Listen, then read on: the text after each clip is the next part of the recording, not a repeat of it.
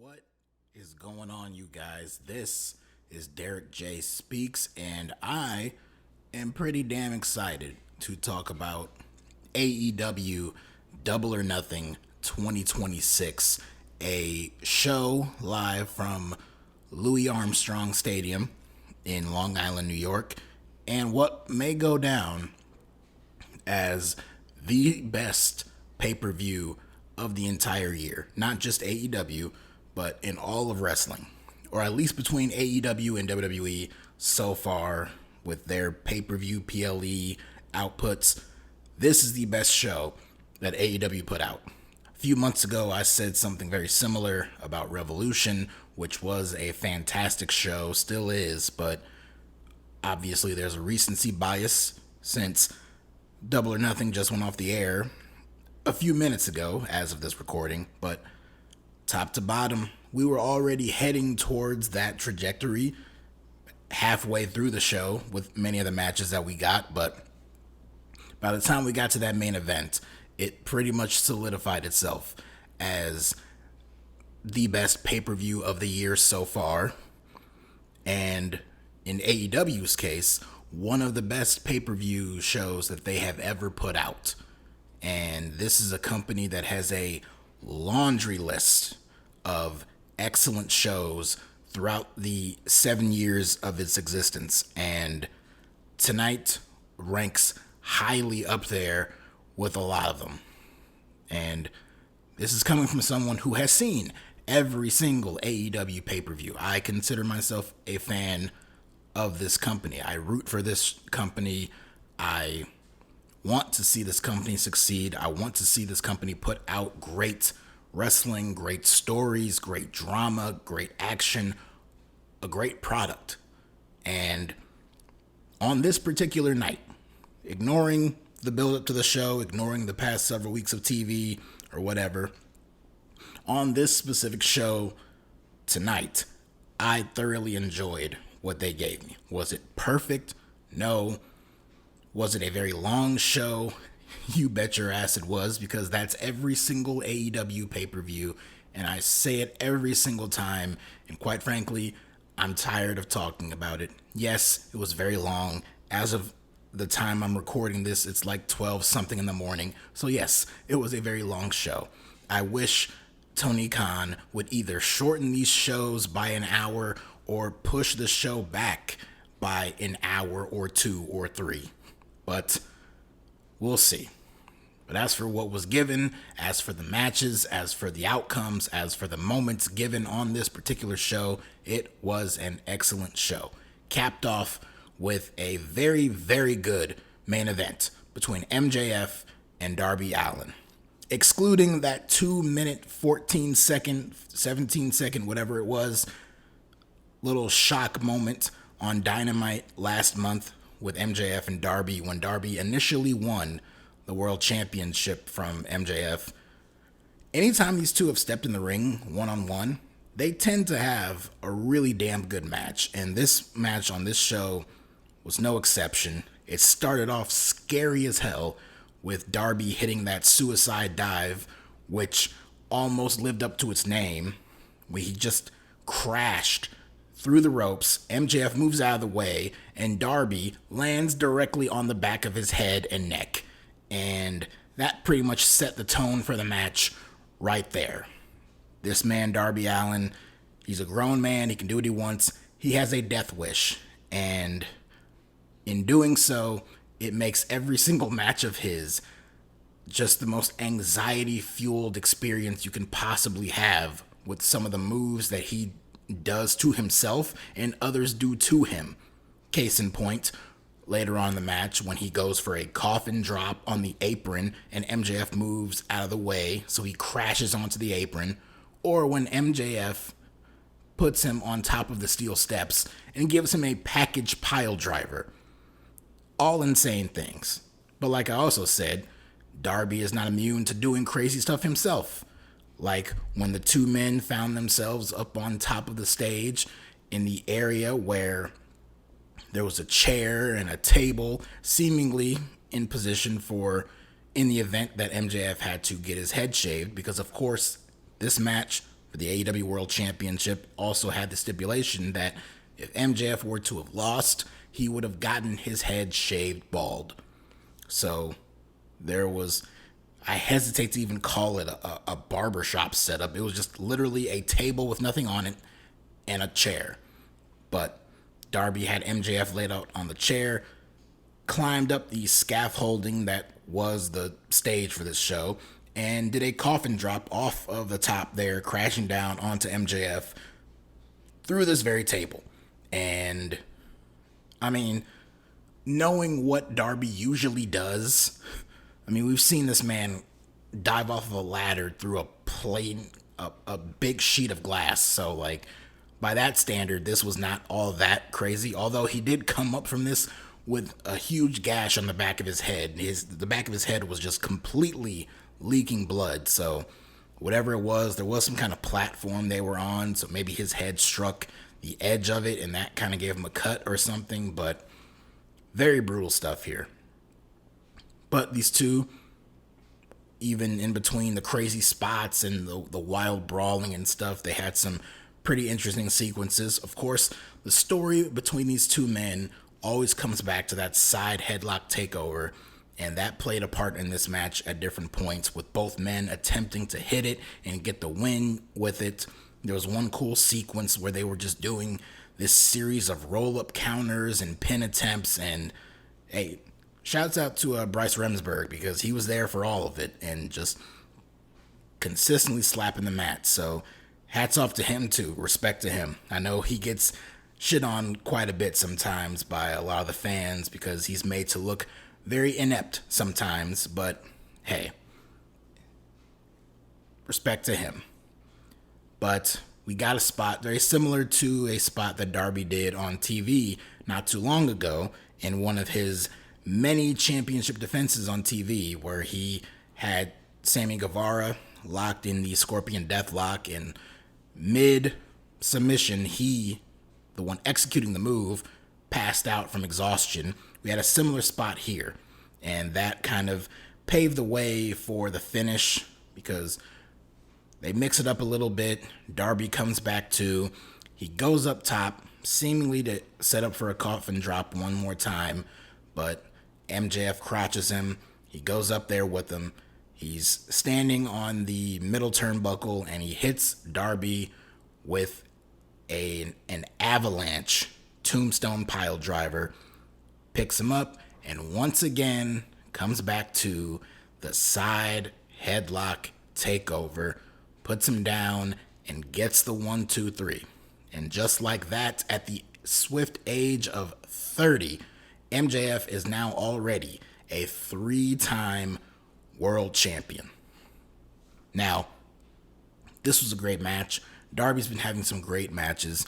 There was a great divide in opinion over Darby winning that championship the way he did and when he did, and there's been divide over how he has been a champion over the past month and a half or so, where he has come out on TV every single week and has defended that championship against people like Tommaso Ciampa and Brody King and Speedball Mike Bailey and Kevin Knight and Sammy Guevara and Konosuke Takeshita. Between Dynamite and Collision, he has been on a tear. What was it, like 8 straight victories or something like that? With 7 of those being him defending the championship against all these different people and just putting his body through hell every single step of the way. I'm sure I missed a name or two in there somewhere, but those have pretty much been the main people he's been facing. And, you know, clearly this was always going to be the plan. Him beating MJF for that championship when he did and losing it right back to him at the very next pay-per-view seemed to always be the plan. So Darby was not long for this world as world champion. He was not going to have some extensive run as champion. Some people might have thought he could have. Many people probably wanted him to and didn't want to see the belt just go right back to MJF. But the way I see it, I never had an issue with it. I like to see them shake things up a little bit, and we got some pretty good TV in, at least that we got some really kick-ass matches from Darby on TV for the past month or so, and he's been putting himself through the ringer, trying to make the most of such a short run.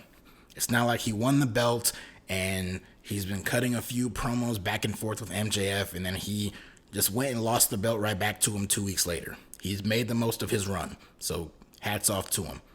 And yeah, the stipulation of MJF possibly getting shaved bald, not the greatest stipulation for a pay-per-view main event, but again, the urgency was there, the stakes were there, and they made it matter. They made it feel like it mattered and made it feel important, so good on them.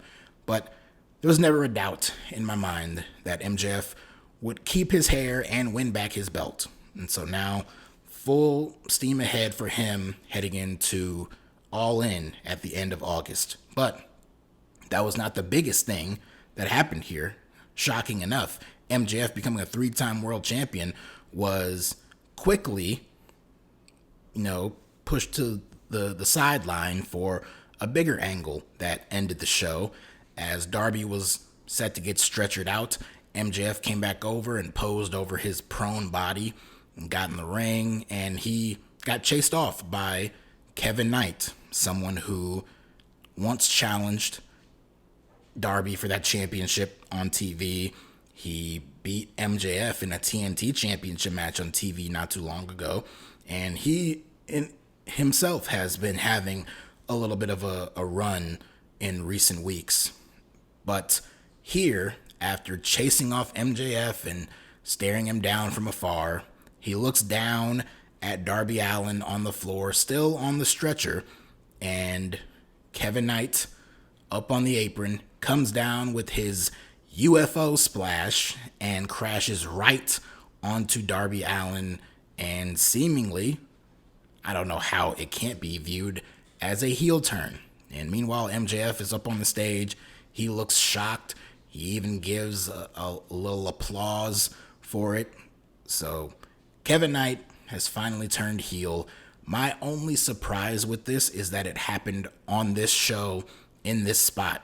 They decided to end the pay-per-view, the final shot of this pay-per-view, where MJF just competed in a 30-something minute match with Darby and won the championship back for a third time. That was not the closing shot. The closing shot was of Kevin Knight, the TNT champion, turning heel and attacking a prone Darby Allen on a stretcher. So that's a big moment for him, especially considering the fact that it was very suspect that he nor Speedball didn't have a match on this pay-per-view. It was weird, that especially Kevin Knight, who has been such a focus and has been pretty heavily pushed on TV in recent months, that he didn't have a spot on this show. But they gave him a big spot here at the end.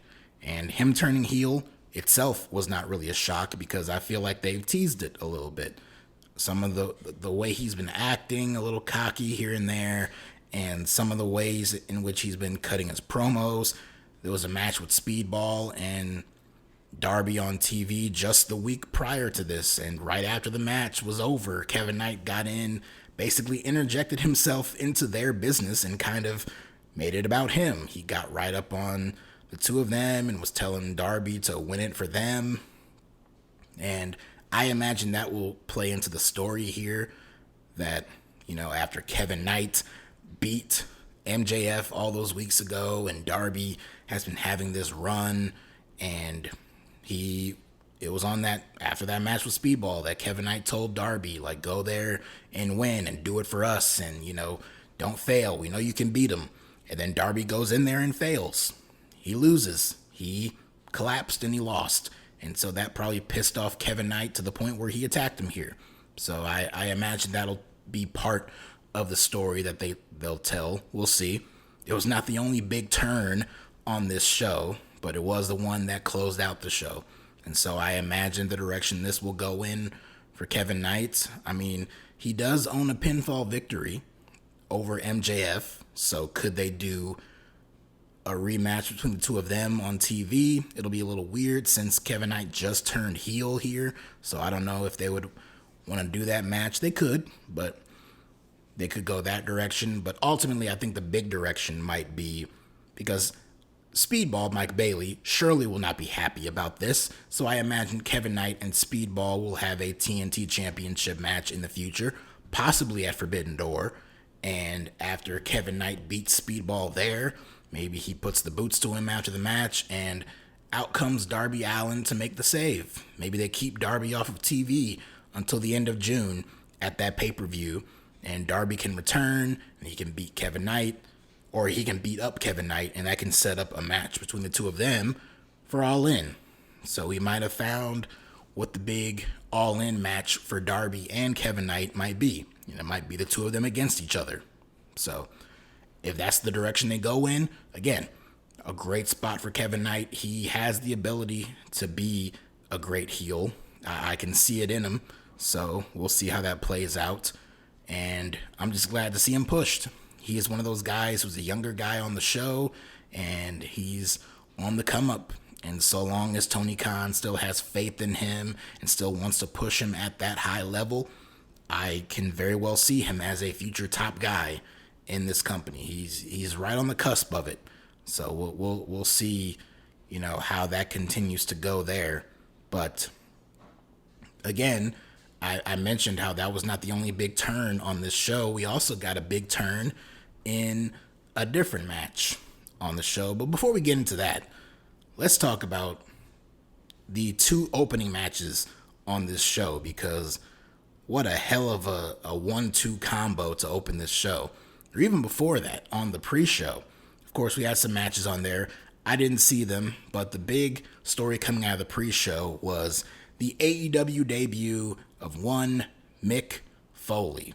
He was doing some pre-show duties with him and Renee Paquette, but towards the end of the pre-show, we had an in-ring segment between Mick Foley and MJF, and it was a pretty fun exchange there, seeing Mick Foley go toe-to-toe on the mic with MJF. Of course, it led to him getting kicked in the dick, and then Darby came out to make the save, and Mick Foley gave Darby a really cool pep talk there and hyped him up, and it was good, because that's the perfect role for Mick Foley. I have no interest in seeing that man, this legend, compete in an actual match in the ring.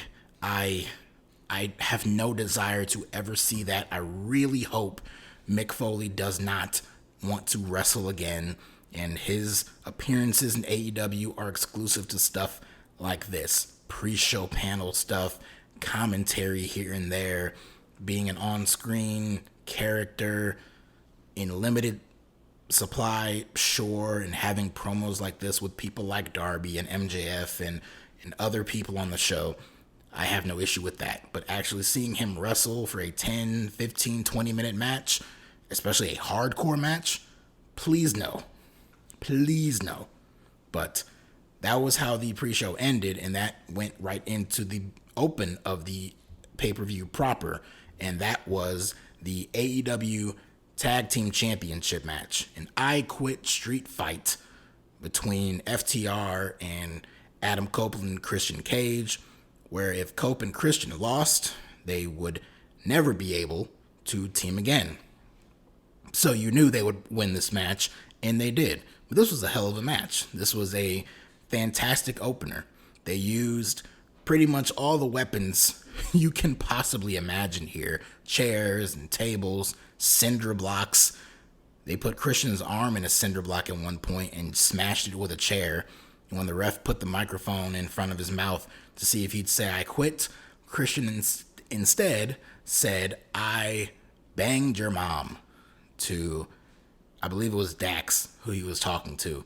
And at a later point, he said, "Go fuck yourself." So Christian was on brand in this match. But at one point, when the babyfaces were most in peril, Stokely interfered and provided the numbers advantage for them. Out came the returning Beth Copeland, Adam Copeland's wife. She came out, attacked Stokely, but was quickly overwhelmed by Dax Harwood, and the heels ganged up on her and put her in a position and propped her up on the apron. Meanwhile, on the floor, Dax gets some lighting fluid, puts it on a table, and lights that sucker on fire.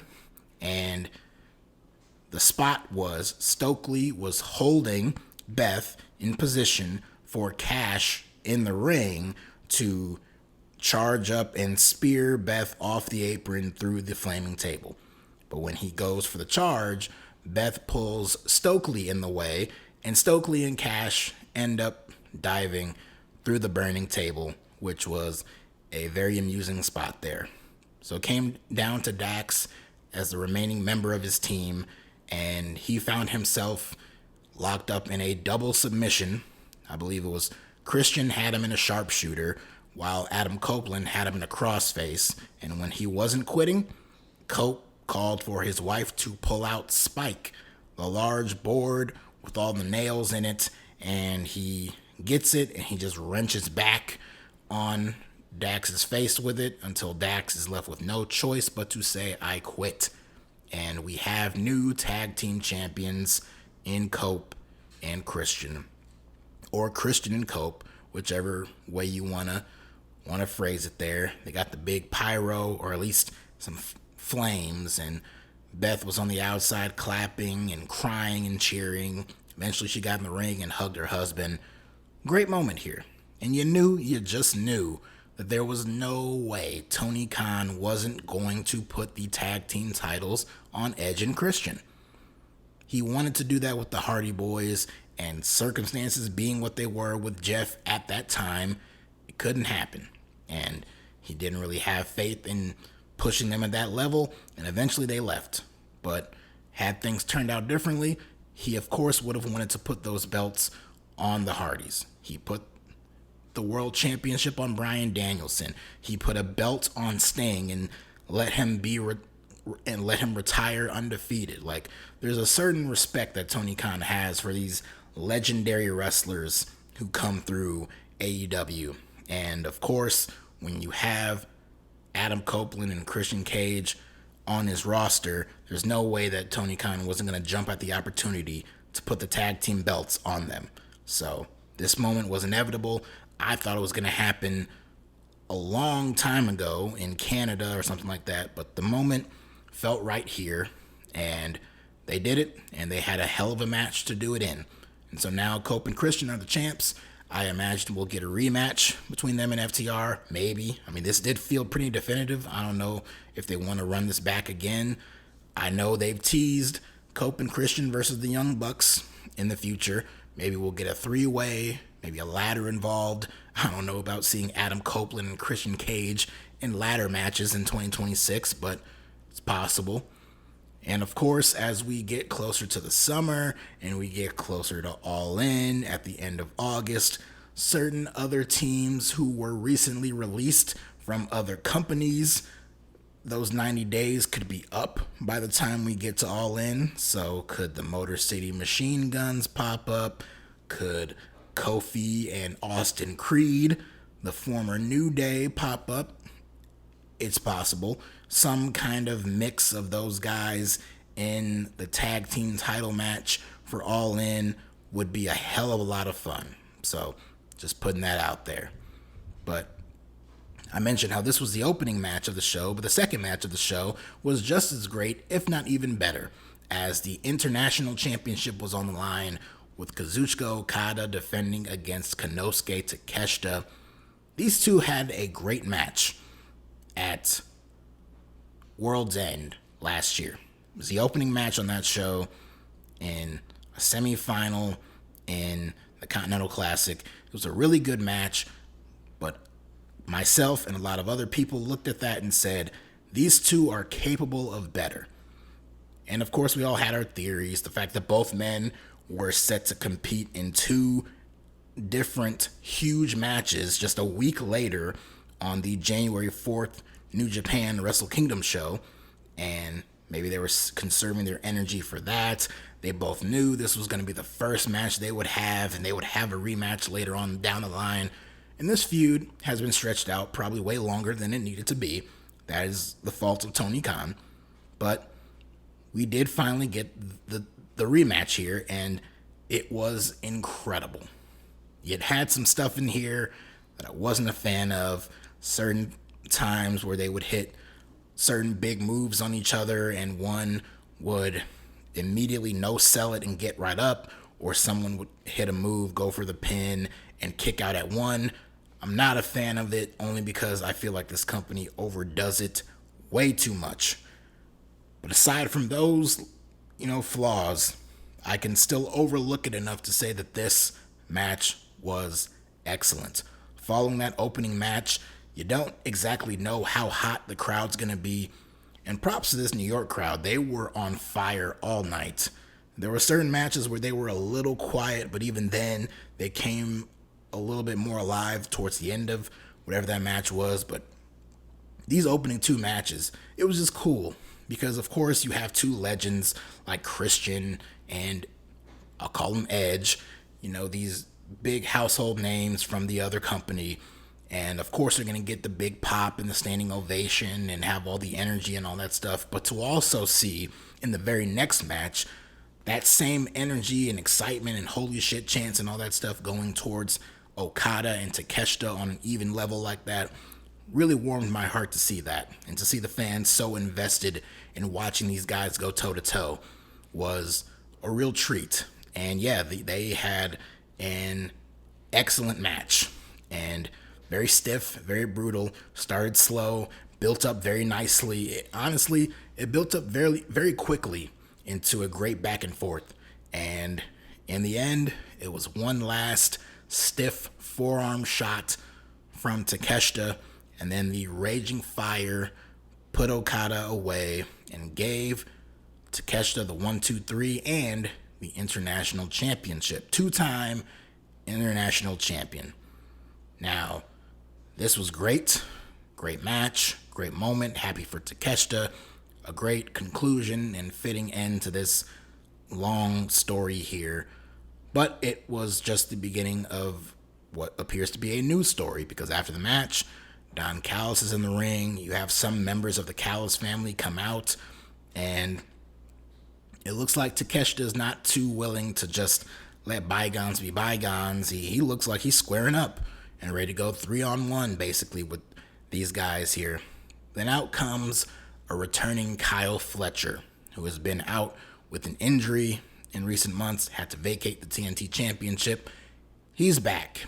He returned on this show, and he got in Okada's face and backed him down, and Okada left and was walking away. But you could kind of see where this was going. As soon as Kyle Fletcher came out, you knew exactly what was about to happen, and it pretty much played out exactly that way. So Fletcher backs down Okada. He hugs Takeshita. He raises his arm. He shows that he's on his side. And of course, once the guard is completely let down, Fletcher levels Takeshita with a wicked clothesline and takes him down. He hits him with a brain buster. Some of the other Callis family members come back in. They hold up Takeshita, and Fletcher bashes him in the head with the belt. There was a brief little tension with him and Okada both picking up the belt at the same time, but Okada let Fletcher have it, and Fletcher left with the Don Callis family and Don Callis, standing tall. So, great angle, very effective, very predictable. Anyone could have seen this coming, but it was still done very effectively. My issue with it is I don't think it needed to happen on this show. Especially in hindsight now, seeing what they did at the end of the show with Kevin Knight, and that was a big dramatic heel turn there. I don't think that this moment needed to take place on this show. I feel like they could have saved this for TV this upcoming week, or even let it drag out for another week. Maybe this week on TV, on the pay-per-view, let Takeshita win. That's the big moment right there, and you move on. Then on TV, you have Kyle Fletcher come out, and he's teaming and siding with Takeshita. They stand tall. And then they do a tag match the next week, and that's when Fletcher does the heel turn. Or you can save the big turn for TV this upcoming week. Because the big issue with these post-pay-per-view episodes of Dynamite is you coming after the big pay-per-view, all these big matches and moments take place, and then the very first show afterwards, that Wednesday, kind of fizzles out, and it doesn't really carry on that momentum from the pay-per-view. You got guys who went so hard on the show that they probably aren't medically cleared to even compete on the show. You have a bunch of backstage promos and stuff like that. Certain guys aren't featured on the show, and they don't really push enough forward or give a great enough indication of what the next direction is going to be.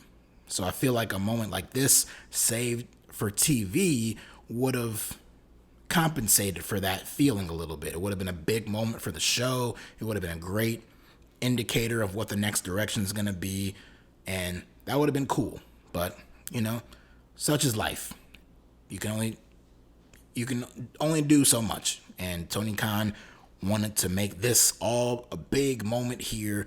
Maybe the big draw this week will be the explanation from Kyle Fletcher. On the same show where I assume Kevin Knight will have his big explanation, we'll also get that with Kyle Fletcher here.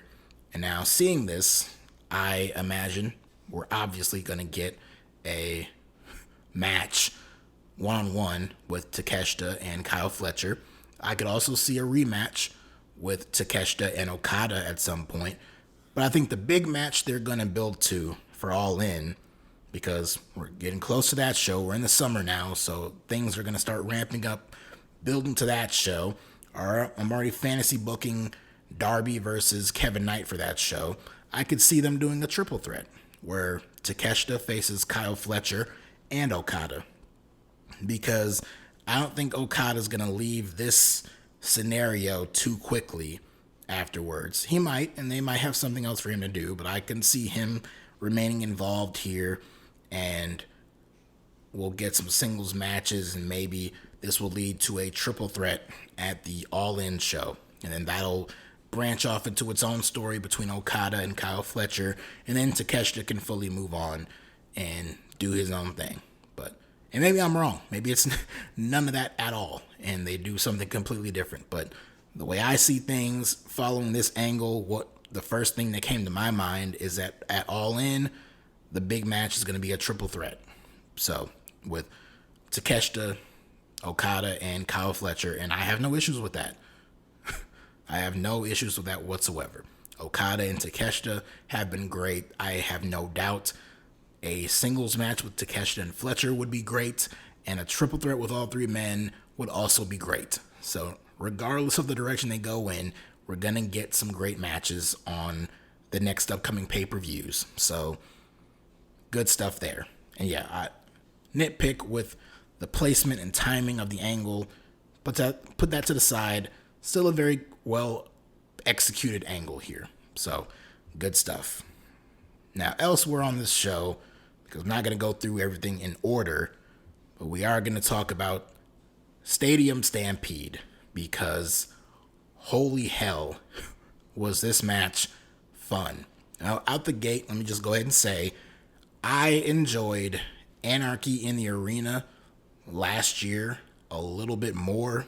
That had the music. It was far more violent than this match. This match had a lot more comedy with some of the cameos and stuff like that, and the way certain things went down.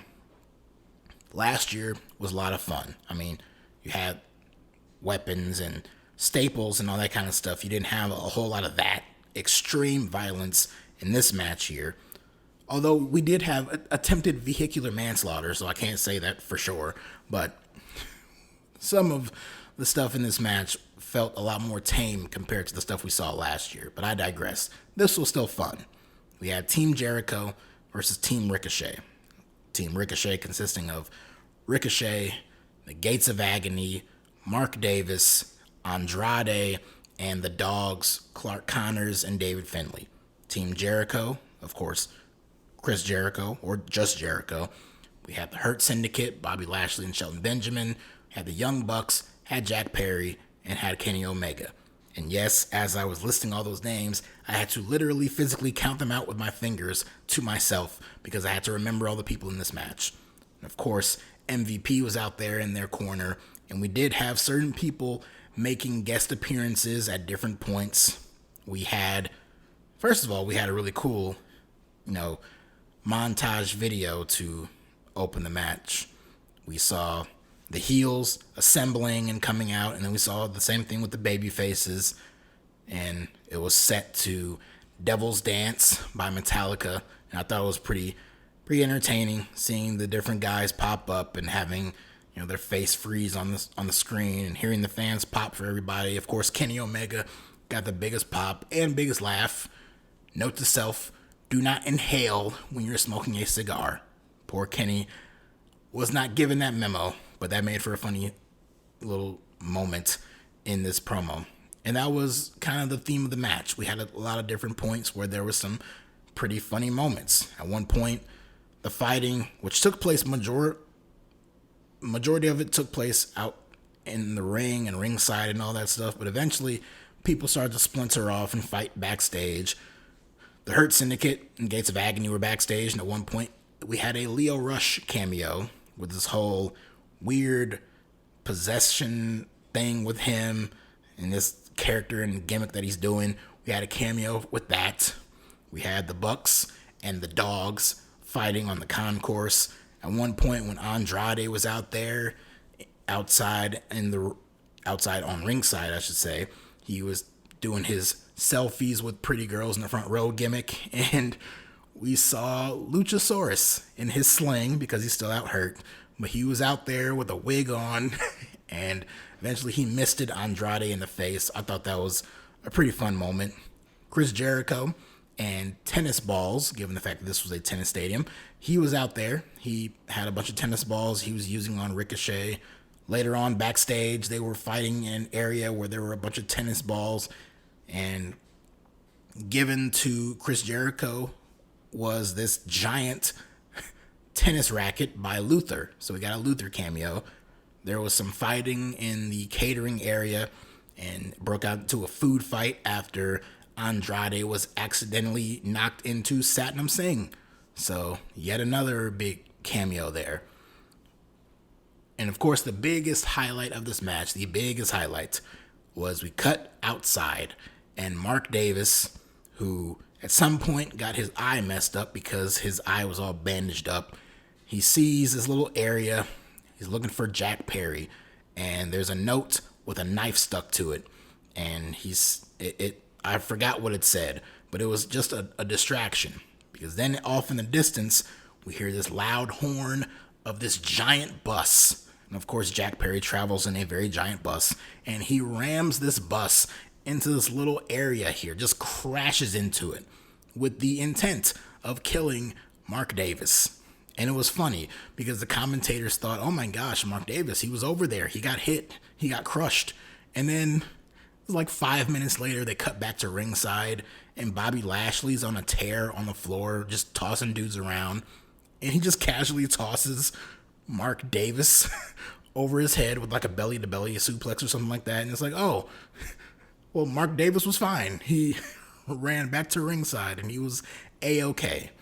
So either Mark Davis is really, really quick, or some of these backstage stuff, they filmed it earlier in the day or at different points, and some of it was pre-taped. So still funny though. And again, the crowd was really into this. They loved all of it. They were going crazy for these guys, going crazy for Kenny and Jericho. The Hurt Syndicate, lots of "We Hurt People" chants. So it's always cool to see Bobby Lashley and Shelton Benjamin getting so much love from the crowd. I thought that was great. This all led to the final moments of the match, where all the baby faces, all 7 of them, are surrounding Ricochet, who is all by himself, and he gets hit with a bunch of finishers and signature moves, and right when it looks like Jericho is about to hit him with the Judas effect, Bishop Kaun comes in and saves Ricochet from that doom, and then he gets leveled with a 7-way super kick, and Jericho hits Bishop Kaun with a lion salt to get the win for his team. My words here don't do this justice. This was a whole lot of fun. Like I said, a lot more comedy and comedic spots in here compared to some of the Anarchy in the Arena matches that we've gotten in past years. But this was akin to some of those earlier Stadium Stampede matches back when it was just that, like back during the pandemic days when they were in Daly's place and they were doing it then. Those had a lot of comedic spots too. So we had some of that here, and it made for a fun match. Some moments kind of dragged a little bit, and some stuff was not as funny as others. They kind of lingered on stuff a little too long, but by and large, I had a blast with it. Could it have been shorter? Sure, of course. That was my issue with Anarchy in the Arena last year. Obviously, it could have been shorter, but I still thought it was fun. And Babyface is getting the win here was no shock to me whatsoever, so good on them. Obviously, I think we're still building to that final singles match with Chris Jericho and Ricochet, where Jericho can finally hit him with his lion salt and get the win on him, because Jericho is yet to beat Ricochet. And I imagine that's still the big overarching story to tell. So there you go.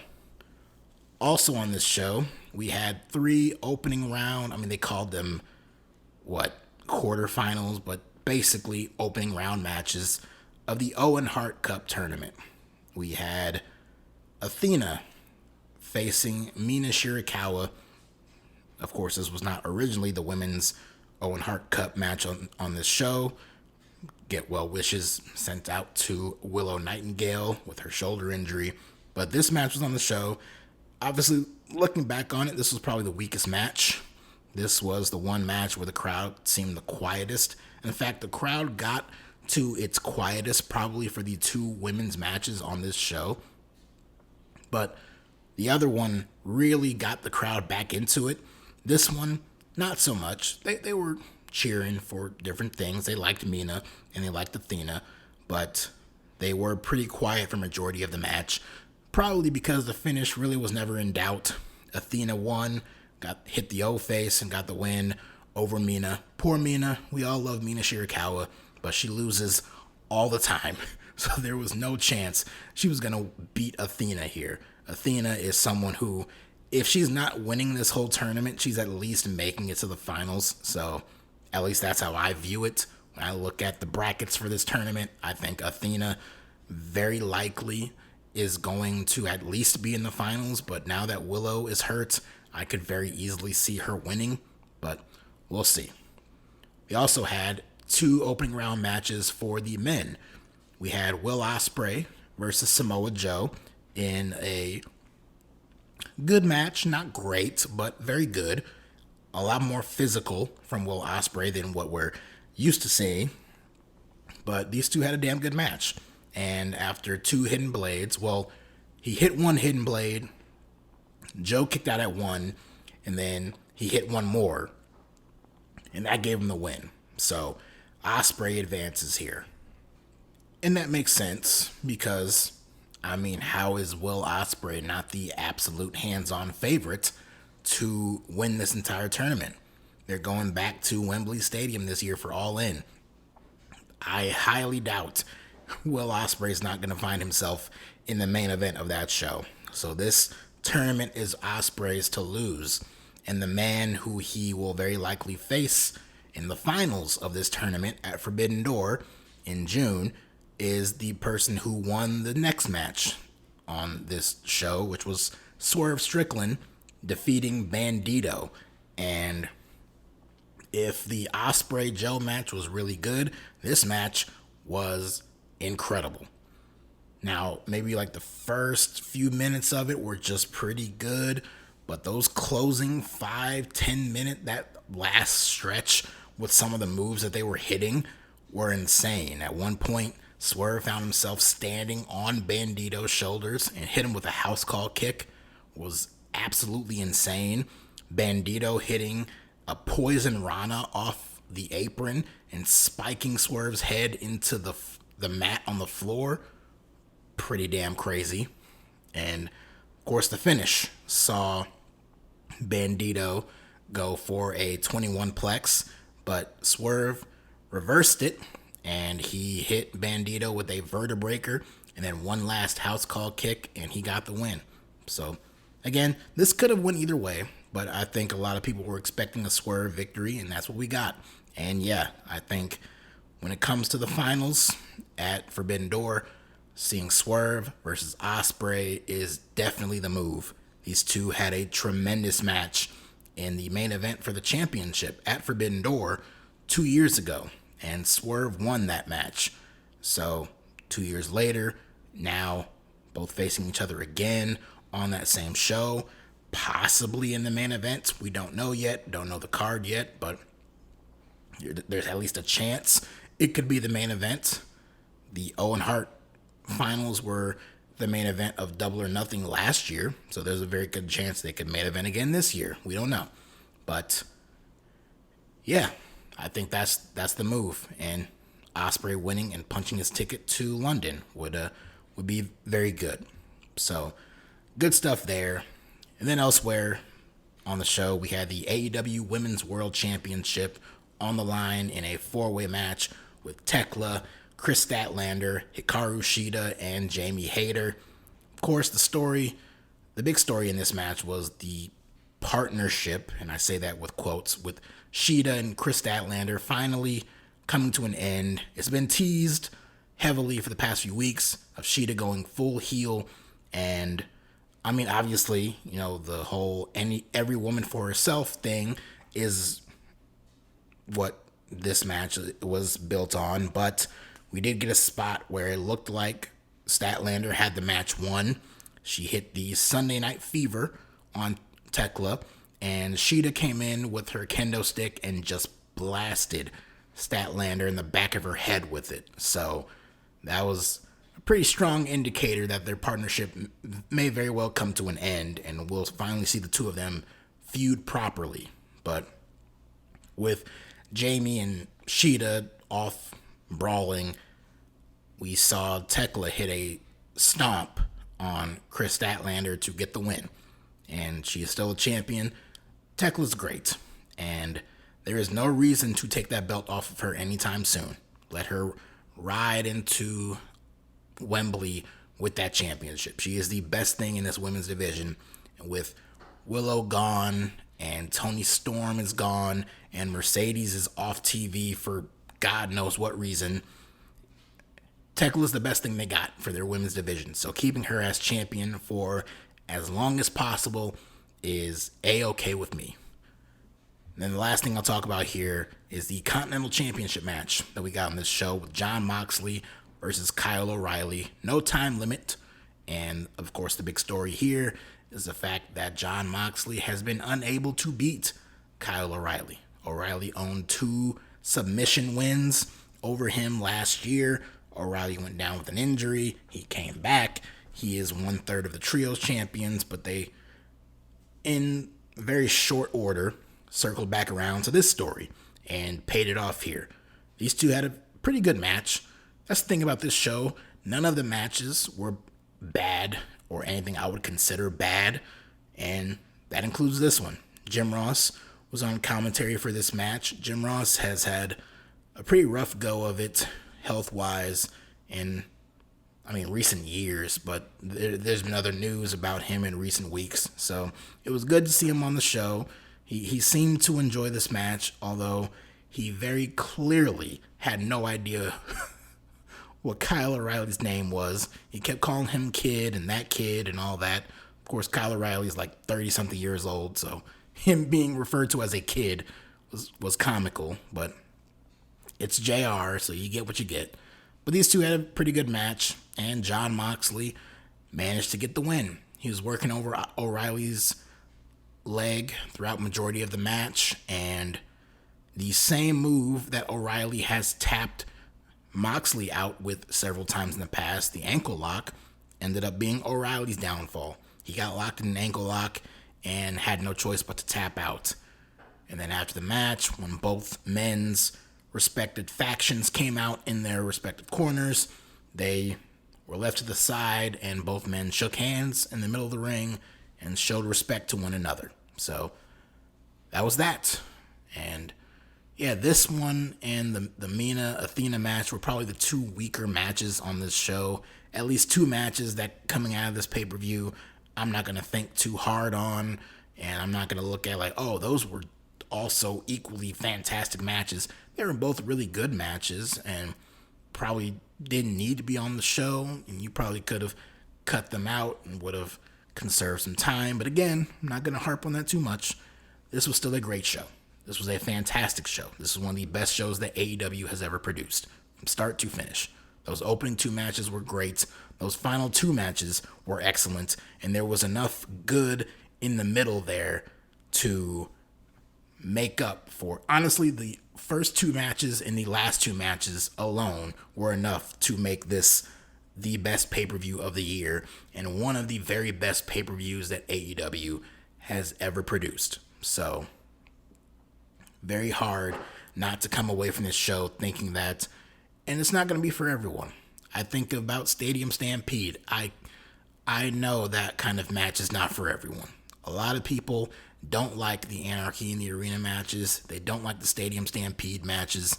There were certain spots done in matches on this show, like the main event, where big moves were hit and kicked out of so easily and effortlessly. There was a lot of dangerous spots for the sake of being dangerous and just to, create a viral moment, basically. And a lot of things like people kicking out at 1 or no selling moves. It can get tiresome, but for whatever reason on this show, it did not bother me to the point where I took whole points off and came away thinking negatively about the show. There was enough to the storytelling in these matches, even outside of moments and spots like that, that made up for it and made the show very entertaining. I watched these shows to be entertained, and I was entertained. I got lost in the stories, I got lost in the moves and the moments, and I came away thinking that this was a tremendous show and one of the best pay-per-view outings that AEW has ever done, and easily the best pay-per-view that I have watched this year. I can't definitively say it's the greatest wrestling show of the year, because for as much wrestling out there as there is, I have not even seen a full fraction of it. I am pretty restricted to just 2 companies and an extra outside one here and there, but it's really just the main 2. And between those 2, this was easily the best that I've seen this year. And I hope that we can get even better than this at the next pay-per-view and the next one after that and the next one after that. I hope WWE can pull out another fantastic show next weekend, because they are going to be in Italy, Clash in Italy, airing 2 p.m. Eastern Standard Time. So if you have nothing to do on your Sunday afternoon, check out that show if you want to, if you don't want to be bombarded with ads and commercial breaks. But in between there, they're setting up a pretty damn good card for that show. Will it compare to Double or Nothing? Probably not. But for their audience, it's looking like a big deal. And I hope that that show is excellent too, because I want to watch these shows and look at them and come away thinking that was a great show.